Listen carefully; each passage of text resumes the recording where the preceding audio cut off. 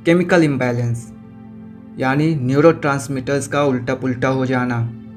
हमारे दिमाग में कुछ केमिकल्स होते हैं जो हमें खुश, शांत और एनर्जेटिक रखते हैं, जैसे सेरोटोनिन जो मूड को रेगुलेट करता है और डोपामिन जो मोटिवेशन और प्लेजर देता है।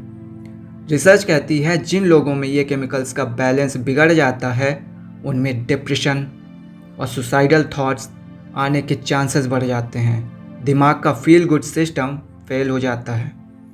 प्रीफ्रंटल कॉर्टेक्स का कमज़ोर होना। दिमाग का ये हिस्सा हमारा सीईओ यानी मैनेजर है।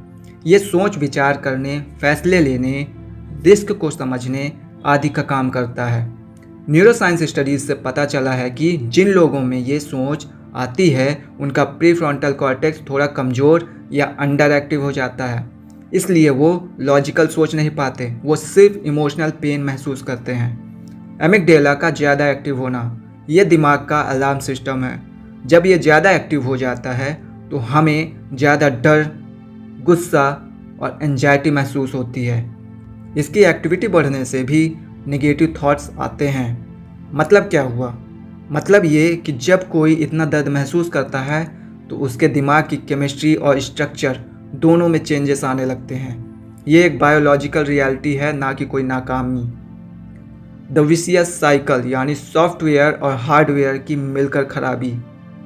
अब दोनों कॉन्सेप्ट को मिलाकर देखते हैं। जैसे दर्द की वजह से स्ट्रेस हार्मोन्स रिलीज होने लगते हैं और ये हार्मोन्स दिमाग के केमिकल्स को बिगाड़ते हैं, जिससे नेगेटिव सोच आती है, जिससे और स्ट्रेस होता है और दिमाग के केमिकल्स और बिगड़ते जाते हैं। ये एक चक्रव्यूह की तरह हो जाता है। इंसान इस साइकिल में फंसता जाता है। इसलिए कहना आसान होता है कि पॉजिटिव सोचो, पर उस स्टेज पर दिमाग फिजिकली पॉजिटिव सोचने की कैपेसिटी पूरी तरह खो चुका होता है।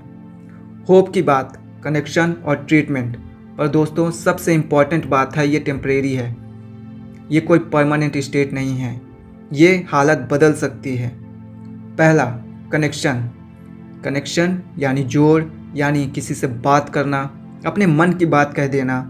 यह साइकिल को ब्रेक करने की पहली सीढ़ी है, क्योंकि आप किसी और को अपना पेन बताकर अपने दिमाग का बोझ हल्का कर रहे हैं।